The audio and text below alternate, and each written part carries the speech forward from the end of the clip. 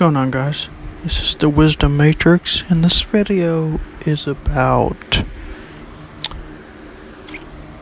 well, it's about a bunch of different things, but it's going to be about something important, something that I haven't really, I've gone over in very indirect ways, but I haven't put it all together yet.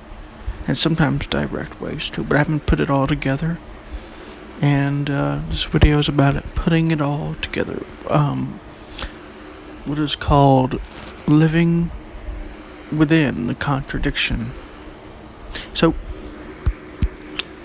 I gotta warn you that this video might get long because it is going over a bunch of different topics, or it's going to go over a couple different topics, and I did try and formulate this in my head, but it might get a bit rambly, so just a warning. So, let's just start. What is emptiness, right? Because I've made videos about, tapping into the infinite, become aware of awareness. Another word for awareness is emptiness. Just think of it this way, right? Everything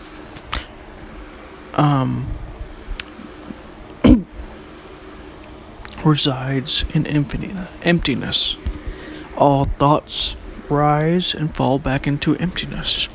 All forms will return, came from the infinite emptiness and will return to the emptiness and reside within the emptiness.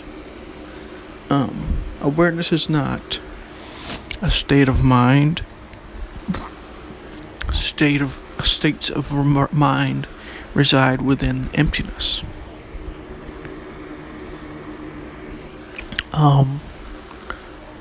So what does this have to do with living within the contradiction, right?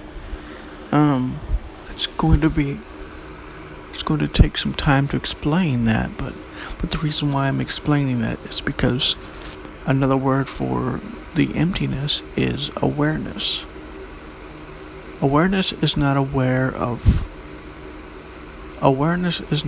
the thoughts or the mind or the objects or whatever. It is aware of these things. At the same time, it is these things because all things reside in awareness. Another word for awareness is emptiness. All things are part of this emptiness. And that's why it's important to, do things like I've talked about, focusing on the emptiness. What does the emptiness feel like? What does awareness feel like? It's emptiness. So focus on the emptiness within yourself. You are not your thoughts or whatever feeling that you feel like you are, You are the emptiness. You have risen from the emptiness, and you shall return to the emptiness again.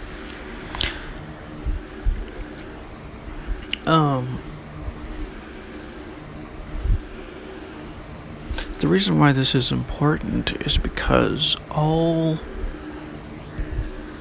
of the words or the thoughts or the ideas that I'm presenting here, they all come from what is called duality, or a dualistic point of view, or whatever you want to call it. And duality is not something that is, polar opposites of each other. Duality is all categories, or, things like that. Pretty much anything that I'm speaking right now is duality. And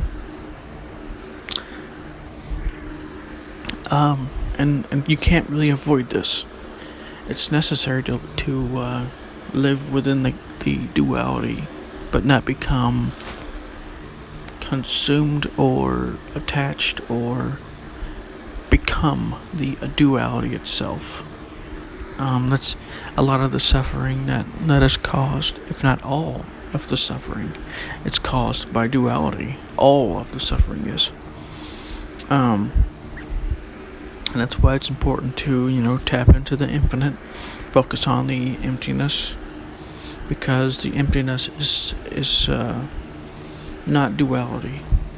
But at the same time, the infinite, or the emptiness, includes duality, because duality resides within the emptiness. It rises from the emptiness and it returns to the emptiness. So in that sense, it is, but it isn't, because it includes all of this stuff. And that is what it's called: God, or oneness, or non-duality.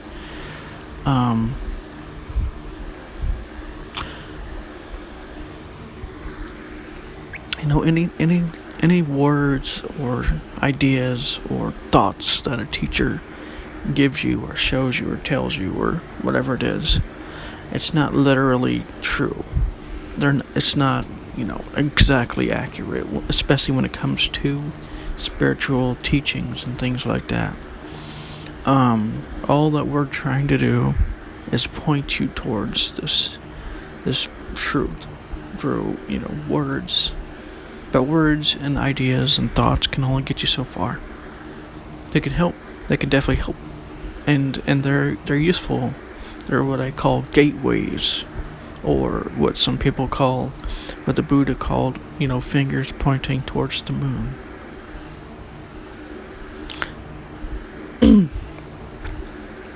But the finger isn't the moon. So look towards the moon. Look at the emptiness. And doing this, if you do this, especially as much as I do this for hours at a time. I do this for most of the day, sometimes, a lot of times these days, but I do it for as much as I can, and this is what gives me insights. This is what gives me all the insights that I have. Hold on a sec. All dualities lead to suffering, pretty much, eventually. And pretty much every technique that I've given you on this channel is giving you a way, if not to get out of duality completely, is a way to overcome the effects that duality has upon your emotions and your mind. Good example of this is the one about how to use criticism to come to a higher understanding. How to use criticism and judgment to come to a higher understanding. This one uses duality to come to a higher version of duality. It's still duality, but it's more subtle. When you're focused on the emptiness, it may seem. That's another thing too. Before I get into that, emptiness is not non-existence. There's this idea that if it's empty, it's non-existent, right? But that's not true. There's no such thing as non-existence. Non-existence is in your mind. At the same time, there is such thing as non-existence because it's in your mind. This means that, okay, so say you have a thought about unicorn. Okay, so technically the unicorn existed as a thought in your mind. This means it's real, but it's not. It may not be, real. You may not think it's real, but it exists in your mind. This is what I mean when I say that. What I said before, pretty much. This emptiness, it may seem, the more that you do this exercise of tapping into the infinite, or self-inquiry, as actualize.org calls it, It may seem, like it's non-existence, but it's not. It's pure existence. And it may seem that the emptiness, like it, is changing when you, if you, so what I mean is, like, if you focus on the emptiness for long enough, like, for like a couple weeks or whatever, you may notice that it feels different. It seems to have changed a little bit. But what's actually happening is the substance of reality is becoming more clear. The emptiness has been fused with all of this stuff, all of reality. The emptiness is all of reality. But you're removing a lot of the substance from it so that it becomes clearer. This is why you gain insights. The more you do this, the more insights you'll gain. So that's why that happens. Like I said, this is not something that's literally true. It just means that this is, the closest we're going to come to actual truth. Unless you have, like an insight like this. Me putting into words, this is just duality. It's still duality. It's not completely true.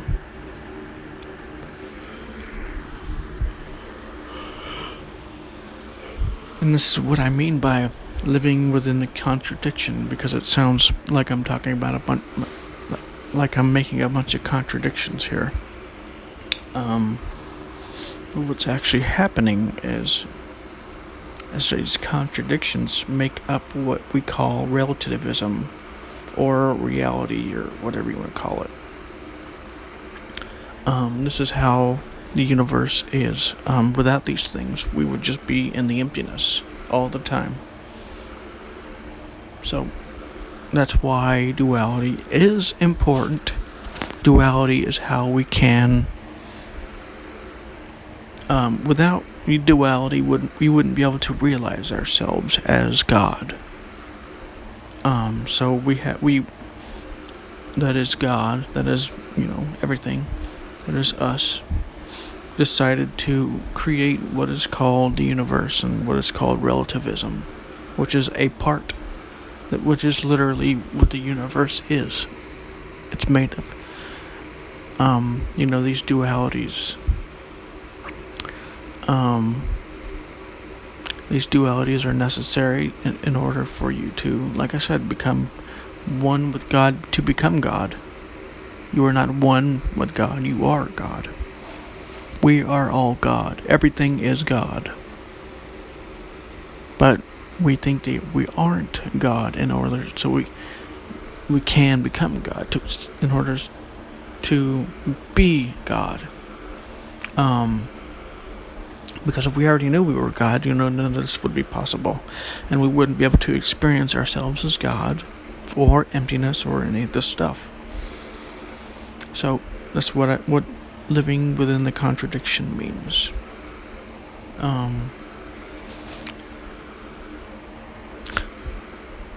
When you're aware of the emptiness, when you focus on it, you're taking more and more of your awareness. You're expanding more, further and further outwards.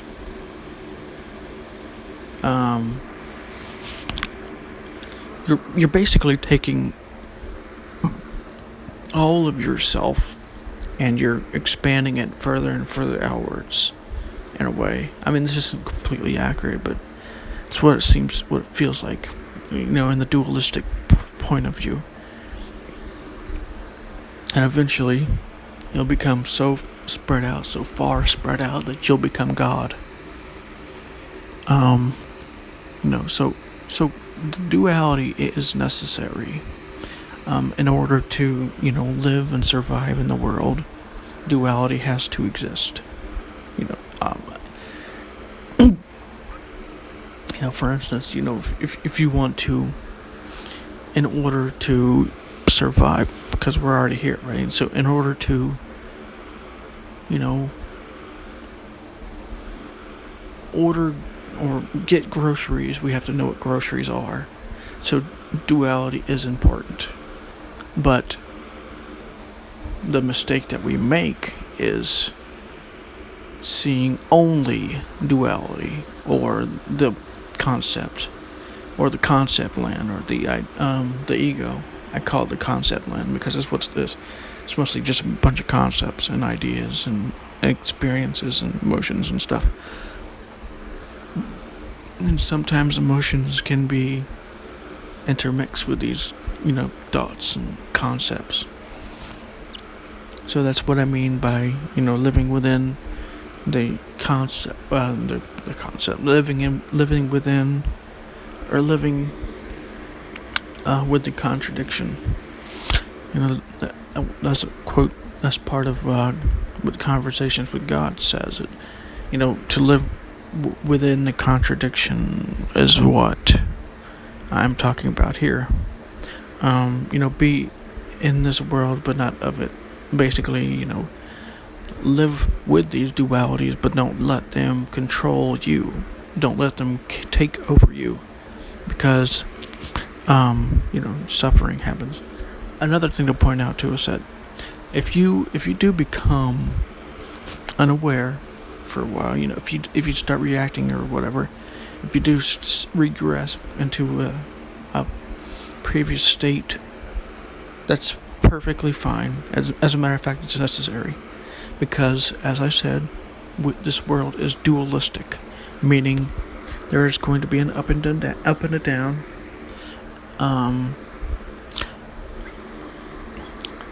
So, actually, in some ways, it's better, because once you go back up again you may even go to you'll go to a higher state of awareness, and things will be much clearer, and a lot of things may make more sense to you from this vantage point. So it is necessary to sometimes it is helpful to regress. Sometimes it can be an unhealthy regression, though, but that's another subject, right? That's what happens when you become too invested in this duality that's called life, that is called the ego, or whatever you want to call it. So this is just a basic general overview of why understanding this is important. So this is the Wisdom Matrix. And if you do like this video, or actually got some kind of benefit from it, please like it, share it with other people, and subscribe. This is the Wisdom Matrix, and I'll see you on the next video.